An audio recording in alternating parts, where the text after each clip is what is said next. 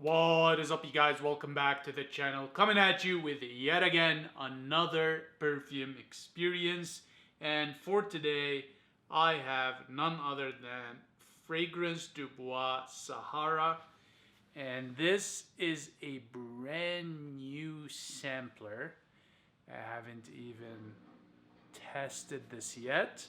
So I will be going over this with you guys. And as per usual on this channel, what I'll be doing is I'll be going over the description off of the website, then the notes, then I'll do a perfume experience. So, with that said, before we get started, and as per tradition on this channel, make sure to grab your favorite snack, your favorite bevy or cafe, sit back and relax and enjoy the awesomeness heading your way. I have some nice cardamom green tea that's cooling down here, but you feel free to grab your coffee or whatever you wish to have. All right, so Sahara or Sahraa, Sahraa, okay, not Sahara, Sahara, by Fragrance du Bois, a celebration of Middle Eastern opulence crafted for the sophisticated palates of fragrance connoisseurs.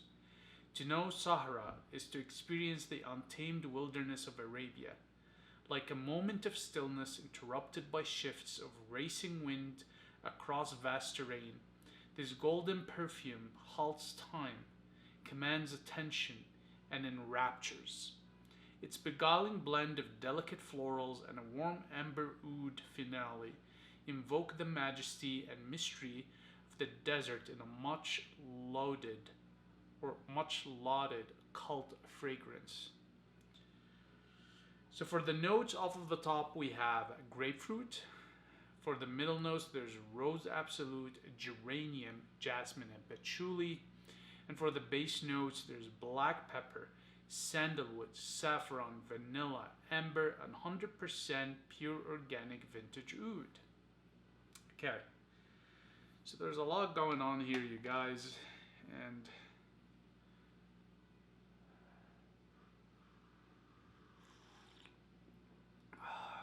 oh man, that is good. All right, so let's get started. So we'll do, like I said, first time ever. I've never smelled this, so I'm going with you guys through this. Sprayer absolutely sucks. All right, so as you can see, spray print is over here. I see some oils in there. It's slightly yellowish, so be careful around your whites. My skin is already eating it up a bit fast and quickly here, so yeah, maybe it won't last that long in terms of just performance, I guess, but we'll see shortly.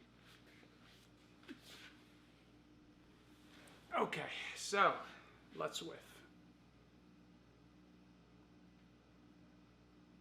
I mean,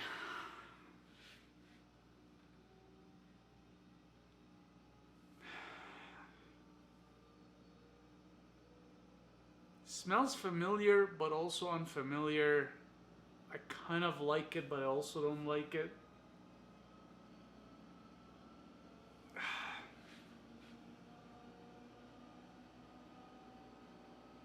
This one does smell like it might have oud in it. I know they say in the ingredients or the notes that there's oud, but this one is slightly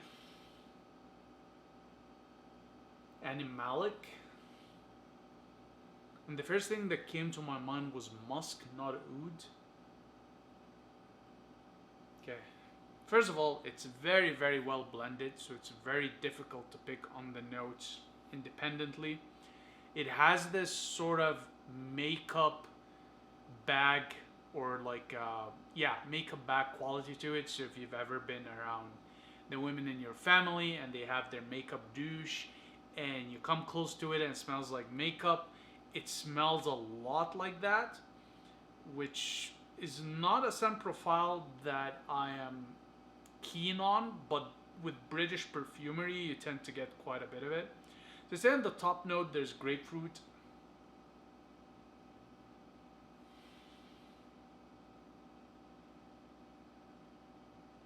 I don't get any grapefruit or citrus at the top.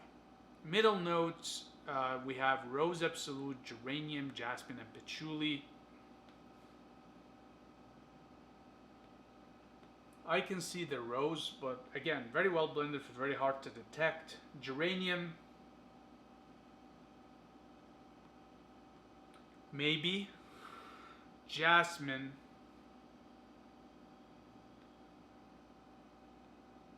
it is there, but it's very subtle. And patchouli, slight green is there. Then for the base notes is black pepper. Yeah, very peppery. Sandalwood is there. Saffron. Yeah, is there. Vanilla. There is vanilla in there. Amber, there is amber. 100% pure organic vintage oud. Listen, these guys claim to have oud, but again, I've smelled straight up ouds and I just don't pick. I can't pick on any oud in here. And yeah, it's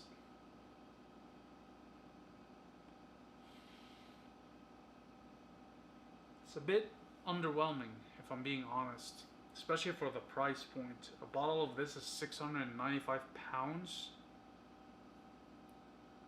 There is something in here that does smell a bit like a Turkish delight.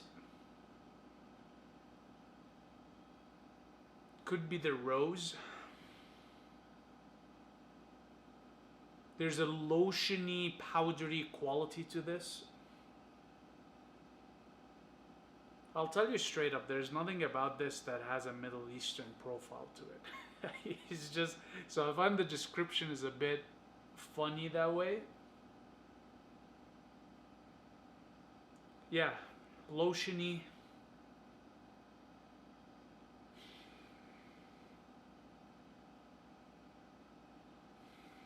Okay, I need to freshen my nose up.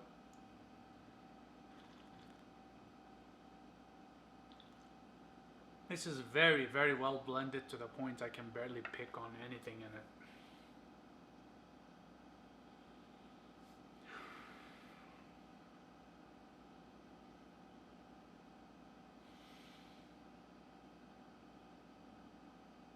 It smells very chemically also, like it's too much chemicals in there.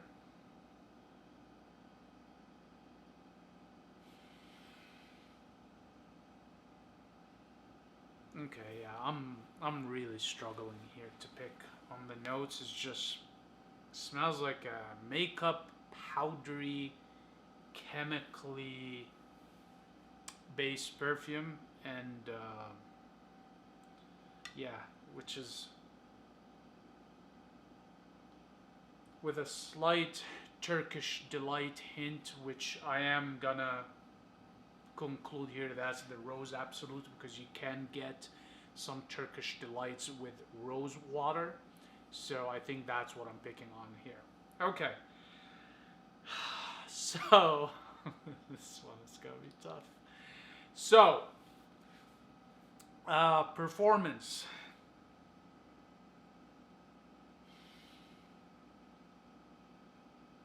I'm going to go ahead and say that performance is a medium with this one in terms of projection, trail, and sillage. It is projecting off of my skin, so it has that going for it. It will have a trail and a sillage to it too, just because of its scent profile. It's pretty sharp. So typically speaking, I find with sharp scents, they tend to have a decent trail and sillage.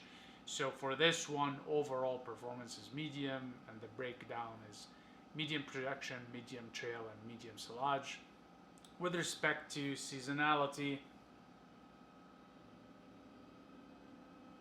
I'm gonna go ahead and say that this is a more of a spring and fall winter. You do need cool weather, but it can't be too cold, otherwise it's gonna subdue the scent. You don't really want to wear this in hot weather. It can be a bit too much. So a happy medium is spring and fall for this one. So just not too hot, not too cold, just cool enough with the change of the seasons is where I see the shine. With respect to time of day, this is evening wear. There's nothing about this that screams morning or afternoon. It's a very evening soiree kind of a vibe to it. Okay. With respect to how you would dress this, you can do a semi-formal or formal with this one.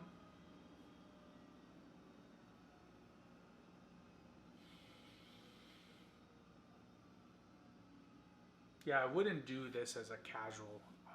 Yeah, so more of a semi-formal, formal.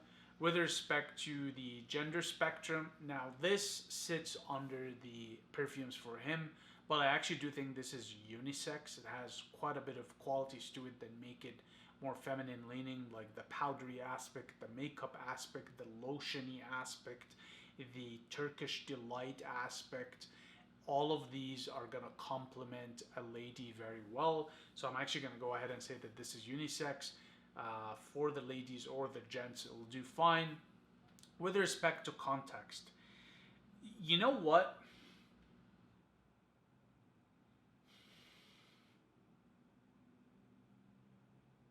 This is tough. I think this would be one of those scents that would be perfect if you're into hookah or shisha.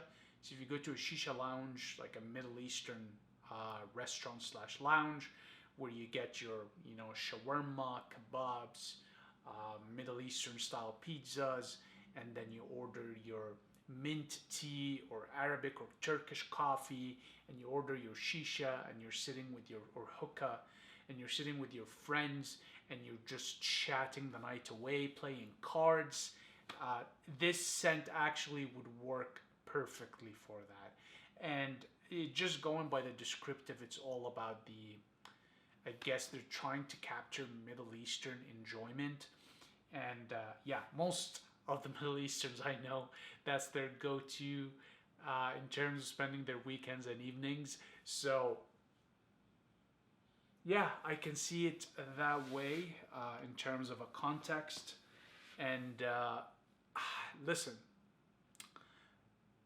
overall, it's a good scent. Profile wise, I don't see anything about it that's bad.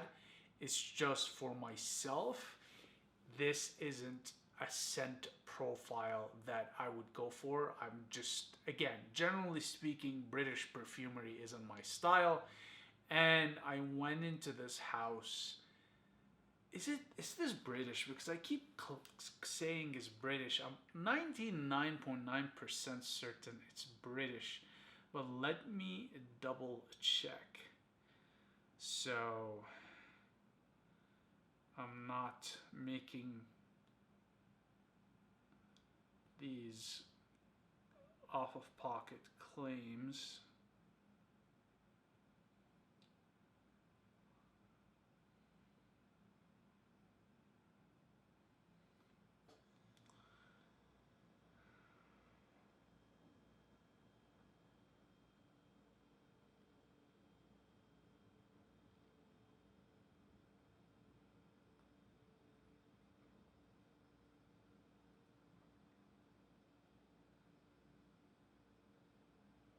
Yeah, so they are charging in Great British pounds, so they are British. Okay.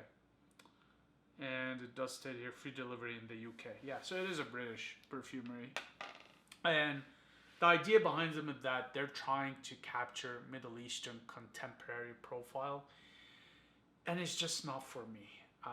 I know for a lot in the frac community they love this, especially if you're trying to get into ouds without the stink and the funk and the different strong oud profiles, but yeah, this isn't for me. I can see it for somebody that doesn't have an understanding of Middle Eastern perfumery or doesn't have an appreciation for standalone oud profiles and raw musks. I also see this as somebody who wants just a touch of Middle Eastern with that contemporary flair and British style. So if that's you, get your nose on it, get your wallet on it, cop it. You will not regret it. And the good news is that you can get a sampler before you invest into a full-size bottle, which is very pricey. However, if you're somebody who's actually familiar with real straight-up ouds as neat, and you are familiar and aware of Middle Eastern perfumery style, you will be very disappointed with this, unless you want something different. So overall, I mean, nice scent profile, just not for me. However, the profile of the person that will go for this, like I said, somebody that's early on in their journey of Middle Eastern and oud based perfumery, somebody that wants a Western spin on a Middle Eastern traditional perfume, this is for you. And I think you'll be pleased with it because it is crowd pleasing, it's easy on the nose, and it's very familiar from a Western slash British perfumery style. Okay? So, with that said, you guys, I'm gonna wrap it up here. As per usual, I very much appreciate your time and attention, and I'll see you in the next one. Cheers.